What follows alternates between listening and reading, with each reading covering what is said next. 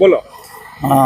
હવે અમારો એક પ્રશ્ન છે કે જે સંજેલી ગ્રામ સંતરામપુર રોડ પર સર્વે નંબર 6 વાળી જગા વર્ષો પહેલાં મારા દાદાએ સંજેલી ગ્રામ પંચાયતને ગામના હેતુ માટે દાનમાં આપેલી હતી.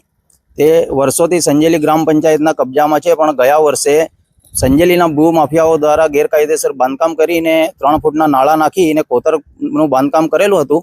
જે અમે રજૂઆત કરી તો પંચાયતમાં એવું કહેવામાં આવ્યું કે અમે કોઈ આના વિશે જાણતા નથી, એ કોને કામ કર્યું એ અમને ખબર નથી.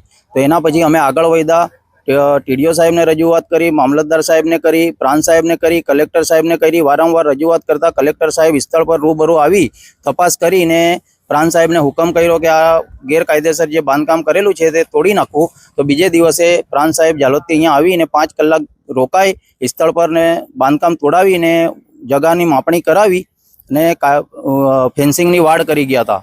એ વાડ બી હાલમાં એ વાડ રાતોરાત ગાયબ કરીને ફરીથી ગેરકાયદેસર બાંધકામ થઈ ગયું છે. તો એના બાબતે અમે હરેક જગાએ ફરીથી રજૂઆત કરી છે, પણ આ લોકો કોઈ અમને સરખો જવાબ આપતા નથી. જેના કારણે હમણાં હાલમાં 15 દિવસ પહેલ મેં પ્રાંત સાહેબ રૂબરૂ ઝાલોદ જઈને પ્રાંત સાહેબને રજૂઆત કરી છે ને પ્રાંત સાહેબે કીધું છે કે અમે વાંધો નહીં, આની તપાસ કરવાડીએ મામલતદાર સાહેબ જોડે, પણ આજ દિન સુધી હજી કશું થયું નથી. ને જે વર્ષોથી આ જગા આપેલી છે તે 8 ગુંઠા જગા છે ને હાલમાં હમણાં 2 મહિનાથી નકલ નવી આવી છે, તો એનામાંથી 3 ગુંઠા જગા ઓછી થઈ ગઈ છે. હાલમાં 5 ગુંઠા જગા બોલે છે. તો તે જગા ક્યાં ગઈ અને કોની પાસે ગઈ? તમારું નામ? સાજિદભાઈ રજ્જાકભાઈ ચામડિયા.